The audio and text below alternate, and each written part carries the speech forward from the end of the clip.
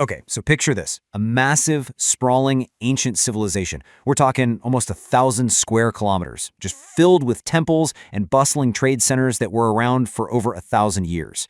Now, what if I told you it's almost completely unknown to most of the world, and it's just hidden in plain sight, right in modern-day Malaysia? Well, let's dive into the absolutely incredible story of the Bujang Valley. And this is what we can still see today. These are the ruins of Candi Bukit Batu Pahat. And this is just one of more than 50 ancient temples, they call them candi, that are scattered all over the landscape. Every single one of them is like a testament carved in stone, telling us about the powerful, super sophisticated society that once thrived right here. And when I say ancient, I mean incredibly ancient. Think about this. Archaeologists digging in the valley have found stuff, jetties, monuments, actual buildings that date all the way back to 110 AD. 110! That literally makes this the oldest man-made structure ever found in all of Southeast Asia. That's a huge deal. So the big questions are, right, what exactly was this sprawling kingdom? And who were the people that built this incredible place, only to, just vanish from the history books? Well, to figure that out, we've got to play detective and follow the clues they left behind. For decades, archaeologists have been slowly but surely piecing this giant puzzle together, one artifact at a time. And the picture that's starting to emerge, it's of a society that was way more complex and worldly than anyone expected. So, come on, let's take a look at some of the evidence they've actually dug up. Wow, the sheer variety of stuff they found is just stunning.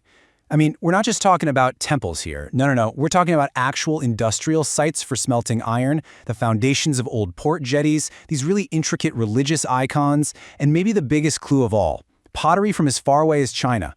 That right there tells you this place was not some isolated kingdom cut off from the world. And here's where we get our first big clue about what they believed.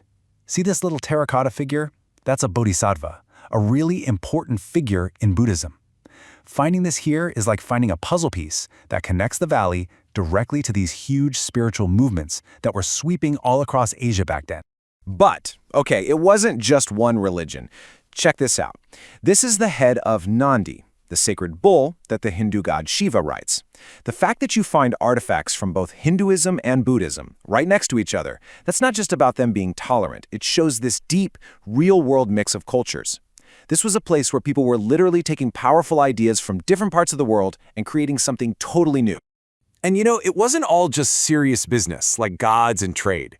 This beautiful stone carving of a dancer, this is like a rare peek into the very soul of their society. It tells us that this was a culture that really valued art and celebration and just the richness of being human. It was more than just a place to trade goods or worship. All of this really points to the valley being a major center of importance. Even its name tells a story. The word Bujang probably comes from the Sanskrit word Bujanga, which means scholar. So think about that. This wasn't just some valley full of traders. It was the valley of scholars, a place where big ideas and philosophies were being traded just as freely as silks and spices. All right, so let's put all these clues together, right?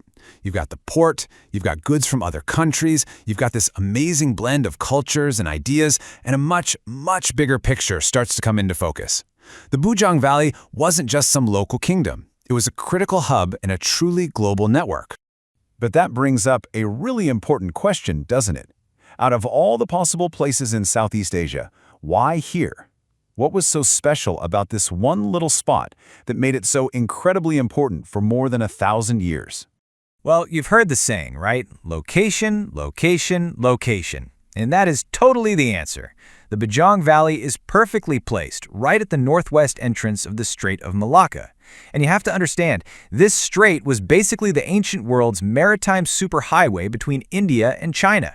Everything flowed through here, not just goods, but people, new technologies, and huge ideas from two of the world's greatest civilizations. And just look at this timeline. It really shows you how long this place was a big deal. From the 1st century on, it was a major hub of activity. It was so strategic that it was actually controlled by a whole series of the region's biggest and most powerful empires, the Khmer, the Srivijaya, and then the Majapahit. So let's be clear, this was no forgotten backwater. For centuries, this valley was a serious power player on the world stage. But the story, unfortunately, doesn't just end in the distant past. See, in our modern world, the Bujang Valley is facing a totally new and really serious threat, one that puts its very existence in danger. So back in 2013, the unthinkable happened. A property developer just demolished one of the ancient temples. A structure that had stood there for 1,200 years was just gone, wiped out in an instant. As you can imagine, this caused a huge public outcry. The official reason given was basically that their hands were tied, the land was privately owned, and the site had never been officially marked as a historical landmark. But that incident, as awful as it was, became a catalyst. It sparked this powerful new movement to make sure this kind of destruction could never, ever happen again. Yeah, that whole event really served as a massive wake-up call. It basically kicked off a race against time to protect what's left of the valley and to finally give this incredible piece of world history the recognition it so clearly deserves. And that push for preservation quickly went global. Since that incident in 2013, there have been serious efforts to get the Bujang Valley nominated for the UNESCO World Heritage list.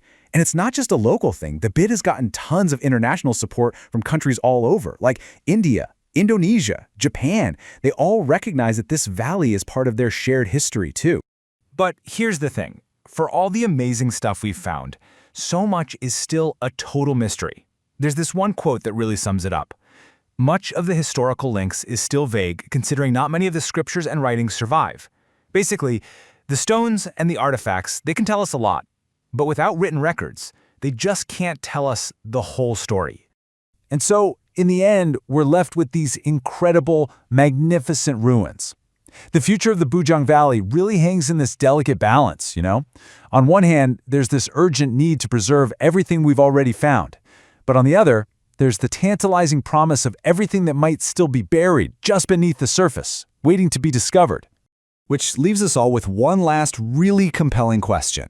With a history this deep and a landscape so vast, what other secrets from this incredible lost kingdom are still waiting, right now, to be uncovered beneath the soil of the Scholars Valley?